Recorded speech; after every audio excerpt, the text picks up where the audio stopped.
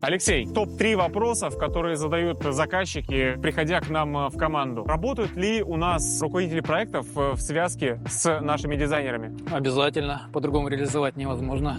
Комплексный ремонт.